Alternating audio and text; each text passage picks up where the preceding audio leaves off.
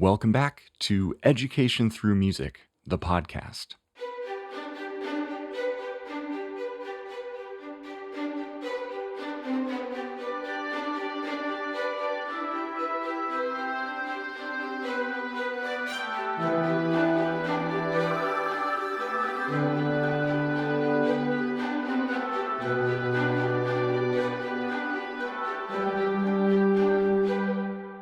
As always, I'm your host, Noah, and this is part one of a two-part episode exploring best practices for preparing student performances.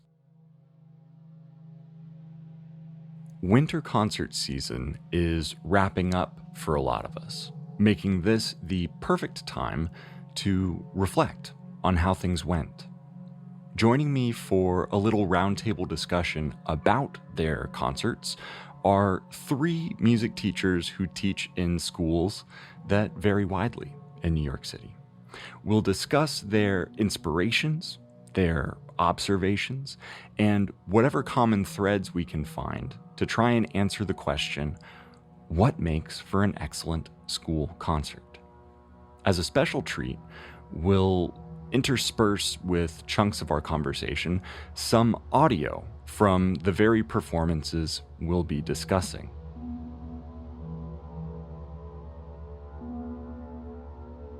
Alfredo, whom you've met before if you listened to episode 1 of the show, is in his second year teaching modern band at a Catholic school in the South Bronx. Alfredo, how are you? I'm doing good, thank you. Thanks for being here. Marta teaches elementary school general music and band in the South Bronx. It's her first year in New York with ETM. Marta, good to see you. Thanks for being here. You as well. Thanks for having me. And finally, Joe teaches general music at a new middle school in Queens. It's his first year teaching as well. And Joe, welcome. Good to see you. Thanks. Happy to be here. All right, everybody. So this first question, I've heard from Alfredo on this in episode 1 of the show. You are our first two-time guest, so thank you. that honor belongs to you. But Awesome.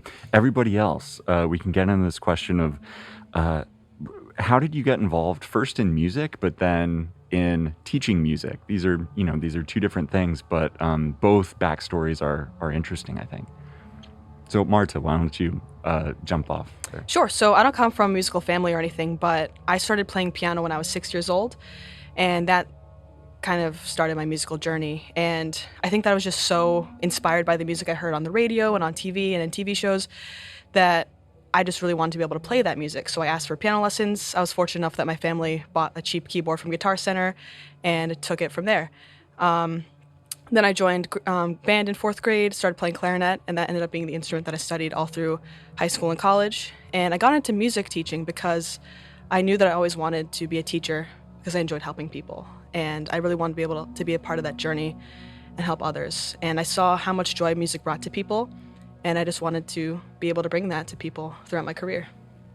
Nice. Joe, what about you? So in the 6th grade, my mom actually introduced me to The Who, and I kind of became a little obsessed with Keith Moon and his insane lifestyle and just his insane way of playing the drums.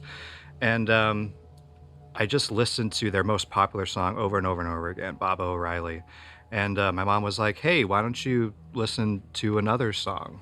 And so then I just started listening to all their albums, and I just became more and more into this band. And then I got my first drum set when I was 11 for Christmas, the classic Guitar Center used purchase thing. And so I just kind of went self-taught and was just mimicry, just like watching my favorite drummers and just trying to be like them.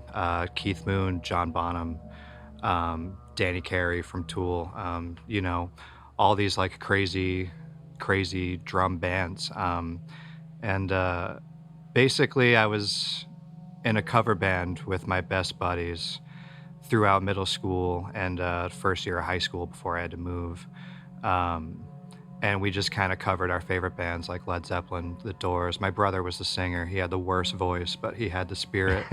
and and yeah, I just like we moved after freshman year. I finished at another high school, and that's where I joined band. That's where I joined jazz band. It was a smaller school where I had more of a chance to kind of like actually get involved. Because beforehand, it was just kind of like I wasn't the greatest student. Early high school, middle school, just kind of like went to school because I just wanted to play drums when I got home. But yeah, and then when you're a senior, they kind of ask you, what do you want to do with the rest of your life? It's like, I guess I want to play drums. And so I just kind of stuck with it. Nice. Yeah, and now in teaching, you're providing that opportunity to other students who, might not be enjoying all that much of the school experience, but they get to go to school and play drums. Yep, stick to my strengths. We're talking about your histories as musicians, and your the sort of like origin story here. So what's a great concert that you've been to, that you've seen? Oh man. Yeah, that's a good one. You mean like something that was super influential when we were young, or something could be even recent, or I think, yeah, any of that counts, because the follow-up question to give away the next stage is like, how did that experience of being an audience member influence the way that you're thinking about the experiences that you're trying to offer your audience members, who are parents of students? right? Yeah, I think I don't know, because I spoke about this in the first episode, how like I wasn't introduced to like jazz and stuff or like classical music in my household because they just didn't listen to it. So a lot of the shows I went to as a teenager were like rock shows, and that's the crowd that I'm more used to. So like even in college, when you're like tasked with going to see a couple concerts during the semester, it was hard for me to get into it, right? Because the crowd, like, it doesn't have the same energy as the thing, even though you could appreciate the music. And so I think like the more influential shows are like the ones that are way more physically engaging, if that makes any sense. Like I'm big into like reggae, so like I saw a band out of Hawaii that I've never heard of. I've never heard their music. I knew of them, and I didn't know any of their songs. And they're to this day, I think they're the best like performing band that ever came on, because like they like alluded to so many other like songs within their set. I'm like, oh, this is awesome, like, and so much energy. So I think that's what influences me when I go to shows. Like if the energy is gonna be nice, like I could deal with it. But it's like I could still like going to a classical show will still like I have to adjust. There's definitely an adjustment that I have to do. But I don't know if you feel the same, because you got into jazz like later on, right? So like Yeah. I got into jazz later on, like in sort of high school, but I never even really took a deep dive into jazz until I Okay. was in music school, Yeah, studying same. classical Yeah. percussion. Yeah, for me, anytime I leave a show, I'm just like, God, why don't I practice more? So it's like it's a super like inspirational experience for me. Ideally, when we put on shows at school, it'd be nice to give that kind of vibe to the parents and say, "Oh, I'm inspired for my kid to be inspired by this." I think that would be really cool. For me, a concert, one of my favorite bands. Not really a lot of people know about them. They don't get around too much, but they're called the Deer Hunter, Dear Hunter. They're kind of a play on words. A lot of their songs are play on words. It was one of the only concerts I ever went to alone, 2014 at Gramercy Theater here in New York City. And I felt a little weird about going alone. I was actually on my way there with a buddy, and he was just like, you know what, you do this one alone. And I'm like, okay. So I go in there, and it was actually the best concert experience I've ever had. I knew all the words. I was just like stoked. And you could tell the band was stoked too, because they walked out to like cheering fans. And I wanted to be them in that moment. But at the same time, I was happy to be in the audience being one of those cheering fans. And the singer-songwriter, he noticed me, pointed at me, Senpai noticed me. He's just like, you right there. And I'm like, me right here, you got me. But yeah, and like every other concert I go to, I left that concert like, man, I need to do this more. And hopefully ideally, I could, have these kids leave the classroom thinking, I can't wait to do that again because I need to do this more. Yeah. So that's a goal. Yeah, something to work towards. Yeah. Yeah, that's a really pointed example of that connection with the performer. But I think the best shows, even if someone's not pointing to you directly, you still feel like you have this connection with the artist. Like you go into a performance space, whether it's a basement somewhere or Gramercy Theater, and you feel like you've communed with the band, like you were there and they were there and you were sort of together. And I haven't thought about that in the context of like students performing, because but that's something that happens, isn't it? Like kids walk on stage and second graders, third graders. I saw this at Marta's show. Like they're waving to their parents. They're communing with their audience, and the parents leave. They might not be starstruck because like they live with the kid, but but there's still that experience of sort of being there and being present with each other. And speaking of Marta's concert, I have a couple of clips to share from what was actually two concerts in the same day. One was for the lower grades and one was for the upper grades. And they divided the concert into these two sections so that they could fit the massive audience that was there for each section into an auditorium where space was limited. So without any further ado, here is a little sample of Marta's concert. Okay, excellent job, first graders. The final song of this section of the performance, before we move on to the older grade levels, is going to be called, what is it called? Mittens and Gloves! Mittens and Gloves, which reminds us to dress warmly in the cold weather and to not forget our mittens and gloves. Ready? Yes. Everything prep?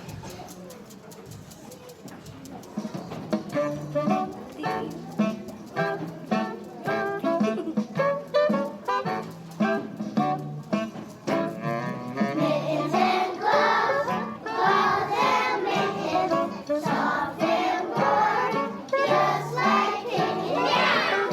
My fingers nice and soft, cozy as a big bear heart. I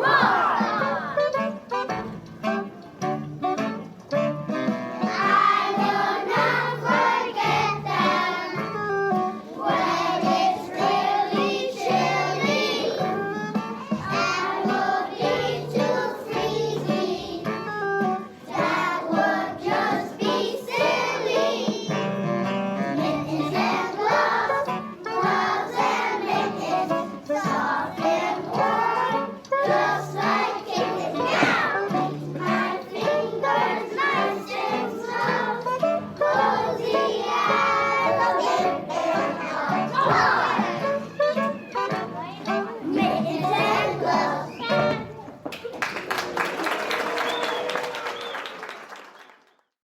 Please join me in welcoming our third grade class.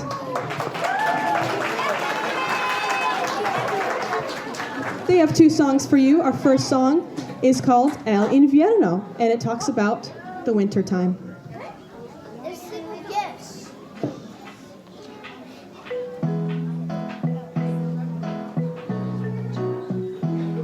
Ya viene el invierno con frío y con hielo, muy pronto caerá mucha nieve del cielo.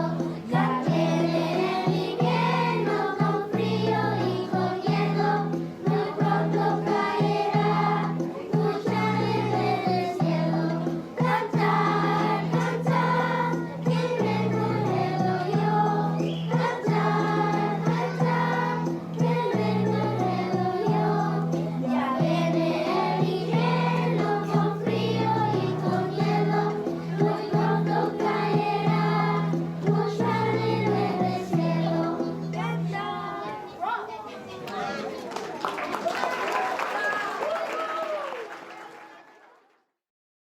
And now back to our conversation about performances that we've seen, that we've been inspired by. I guess the show for me, it's so hard to choose, but This was kind of a once-in-a-lifetime experience. I saw Elton John at Madison Square Garden last February, but it was his last performance ever at Madison Square Garden. So the energy was just through the roof. It was very emotional for everybody who was there. And, performances like that, you kind of just are surrounded by so many people who have been so inspired and touched by the same artist. And even though, Elton John doesn't know who any of us are, we all, bond over his music and enjoy it so much. What I enjoyed about that particular performance is that he shared so many anecdotes in between songs about his time in New York City, about kind of reflecting over his career. And I thought that was really unique. And drawing from that into a school concert setting, I think it's always beneficial to keep the audience on their toes. Don't be afraid to talk a little bit in between songs and kind of bond with the audience a little bit over the music that's being performed. Yeah, good stage banter it's really hard. You can't just like go out and do it. You really have to kind of prepare. I don't know. I'm speaking from experience. I can't really do anything without preparing for it. But when people do it well, it's such a good skill and a good part of the experience.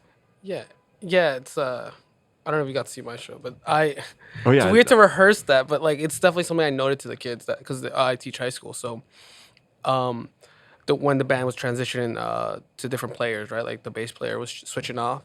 I'm like kill time by talking to the audience, and like it was a weird thing to rehearse, but it's something that I drilled enough that like they knew to be ready for it, and they were able to make those like crowd connections in person. And some of them did it really well. I'm like, oh great, like you're a natural.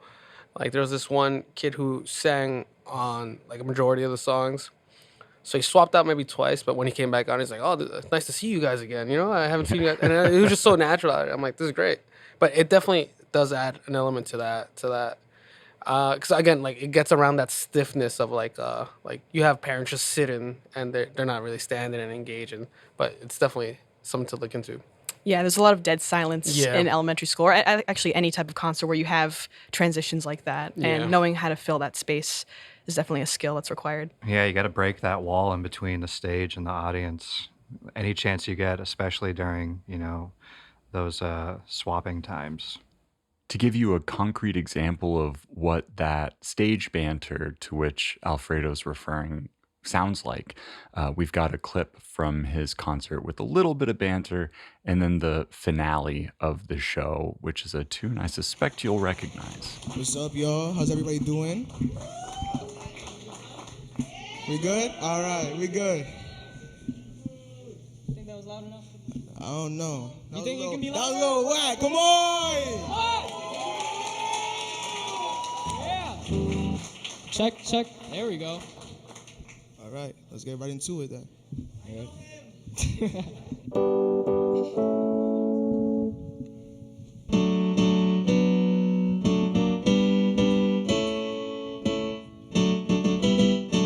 Feliz Navidad, Feliz Navidad, Feliz Navidad, próspero año y felicidad. Feliz Navidad, Feliz Navidad, Feliz Navidad, próspero año y felicidad. I wanna wish you a Merry Christmas. I wanna wish you a Merry Christmas. I wanna wish you a Merry Christmas from the bottom of my heart. I wanna wish you a Merry Christmas. I wanna wish you a Merry Christmas. I wanna wish you a Merry Christmas from the bottom of my heart. Feliz Navidad. Feliz Navidad. Come on, sing it if you know it. Feliz Navidad, próspero año y felicidad. Feliz Navidad. Come on, we all Spanish in here, don't lie. Come on, get louder. Feliz Navidad, próspero año y felicidad. I wanna wish you a Merry Christmas. I wanna wish you a Merry Christmas. I wanna wish you a Merry Christmas from the bottom of my heart. I wanna wish you a Merry Christmas. I wanna wish you a Merry Christmas. I wanna wish you a Merry Christmas from the bottom of my heart. Feliz Navidad. Feliz Navidad. Feliz Navidad. Próspero año y felicidad. Feliz Navidad.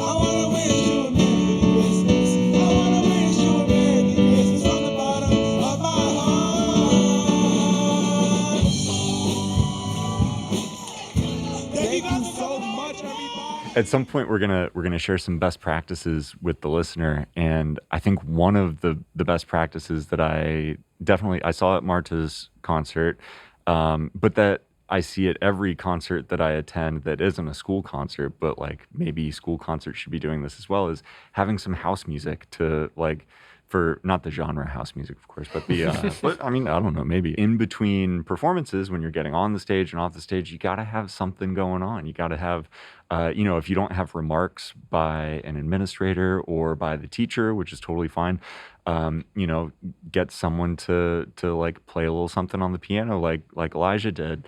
Or have something, if you've got the PA set up, then have a playlist ready to go.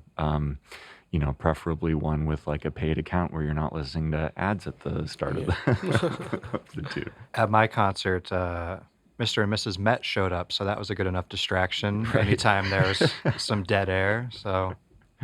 Yeah, could you tell us a little bit more about Yeah. that? Because you are in a very particular school with some connections that are really interesting. Yeah, so it's the Tommy L. Agee Educational Facility or something like that. The important part of that is Tommy L. Agee. He played on the Mets, the 1969 Miracle Mets, when they won the World Series. So this is a brand new middle school. This is its first year. It's only sixth grade right now. So they named it after him. And that's the first thing I noticed when I got assigned to this school. I was like, oh, baseball. I love baseball. And I'm a Red Sox fan, but I don't hate the Mets, so this is awesome. It's good cool. that they're in separate divisions. Right, yeah. Separate leagues, rather. Here I am, just a hop, skip, and a jump away from Citi Field. And so basically, our special guest at all these events is actually Tommy L. Agee's wife. He himself passed away, but his wife comes to all of our events. And so we have these particular connections with the Mets. So we were able to get Mr. and Mrs. Met to show up and totally interrupt in the middle of this concert. But it was These a are welcome mascots, yeah. interruption. Yeah, I mean, like the idea was that they would show up after the music, but things were running late as they do, so they just kind of rolled up, and I just hear a bunch of kids yelling, and I'm like, all right, we have two giant baseball people here, and just gonna walk around giving handshakes. One of them sat down, started playing a drum, and I'm just like, I'm just gonna roll with this, But yeah, it was fun. Yeah, that's to see Mr. and Mrs. Met playing congas and everything else that they were doing. Yeah, playing congas to these Spanish Christmas songs was just hilarious. That's great. We've talked a little bit about transition music and good stage banter, which is something that you can bring from your experience as a performer. What are some other ways that your backgrounds in performance have influenced your concert? So not necessarily thinking about what you would want to see as an audience member, but thinking about what makes good shows as a performer. What makes good? I always think about organization. Like, I feel like if my area is organized, like even in a rehearsal studio, when you go practice, and you have like the musician that like just throws their bag on the floor, and you have I'm the guy who like folds his jacket and puts it in the corner, and I try to do the same thing wherever the kids are performing or the way they walk on stage. So like when I used to teach elementary school, I drilled just walking up to the stage a bunch of times and how neat that would look, and like with these high school kids, like the transitions were quick because they drilled them too. Like, all right, who's playing next, and they would run up and like switch off quickly, and they'd help each other off. So like just being that organized, because I think I have this thing at shows, like if I feel like something's off, I disassociate really quickly. So like if I could tell the musician is like playing around with the monitor because he can't hear it correctly enough, like it takes me out of it. So I try to avoid the same thing for like audience members of a show that I would put on. So I go over that checklist like dozens of times to make sure that everything's correct, and like before the show, like ETM bought me a bunch of cables that would just make the show so much easier. I got like 50-foot XLRs that help me be in a perfect spot to see the whole show. And that definitely helps, like just being organized. Because then, Yeah, that's what I was going to say is that when I hear rehearsal space organized, show organized, and know that you're working with a modern band, Yeah. I'm thinking like, oh, so that's some cable management. Yeah, yeah. I've picked up a couple like tricks. Like, well, so the kids need to do service hours because they're in high school. Um, so like a bunch of them volunteer. Like, hey, could we basically like roadie for you for service hours? I'm like, it got approved, so yeah, come roadie. So I had a bunch of kids like laying cable and Oh, that's organizing. awesome. Yeah, it was awesome. So that was really good. But it's with those extra long cables, it's trying to teach kids to roll it up correctly. And you're just getting a knot of wires, yeah, no, definitely. Having the right amount of things is definitely useful. Like I had everything I needed. ETM helped with at the last second with a ton of cables. But definitely organization helped me to put on a good show. Yeah, for our dress rehearsal, I think we spent about 2/3 of the time just practicing transitions. Yeah. And I can't imagine not having that time and just going into a concert without having practiced that, because it's so essential, especially with younger kids. And it really puts on a better performance when the transitions are smooth.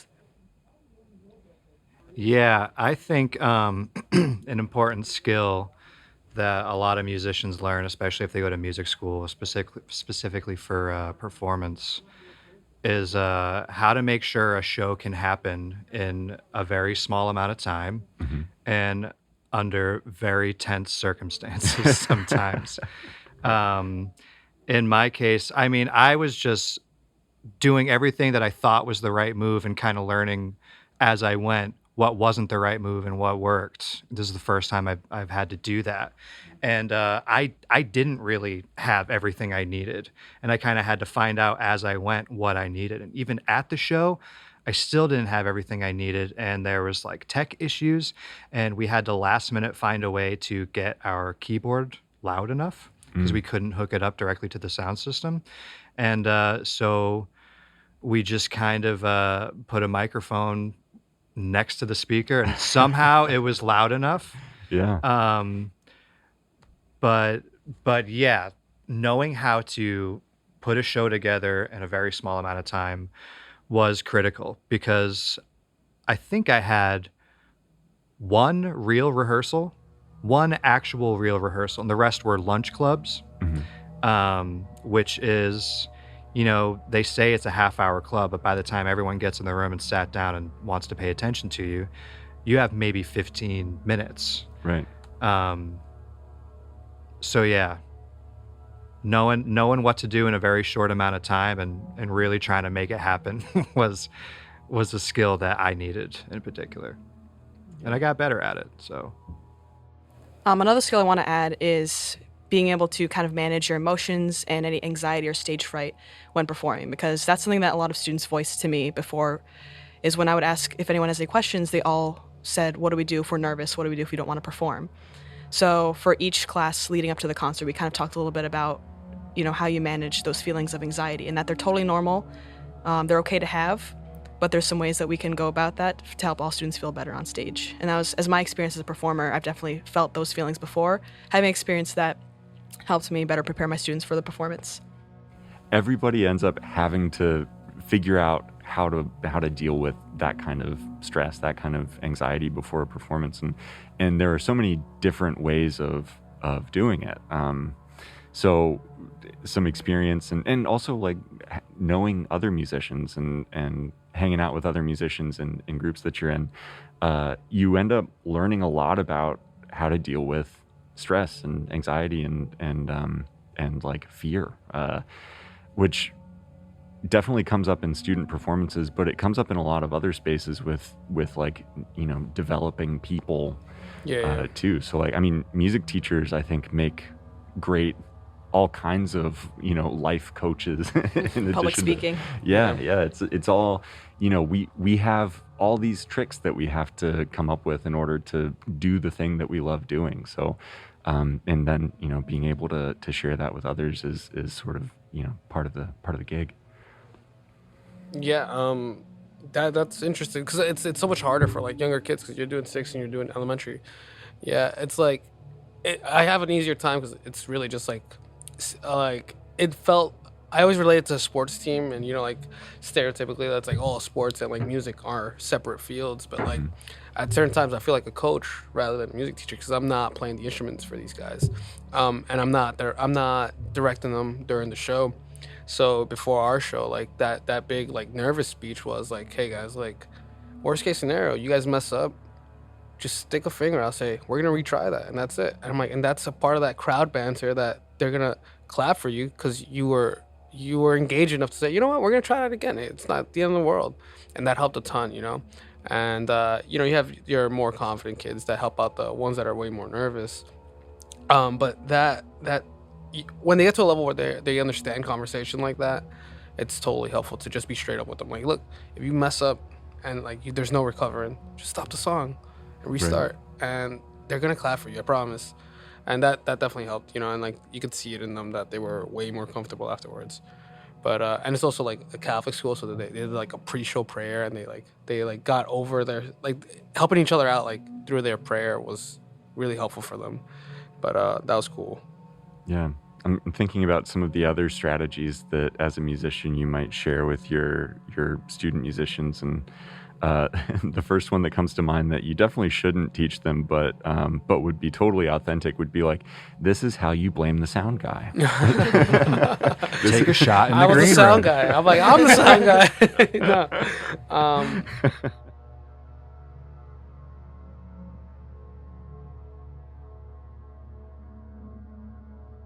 That sounds to me like as good a place as any to leave things for the moment. Be sure to join us next week for part 2 of the episode, in which we continue our conversation on the best practices we've picked up along the way, as well as come up with some advice for early career music teachers as they prepare to present their very first student performances.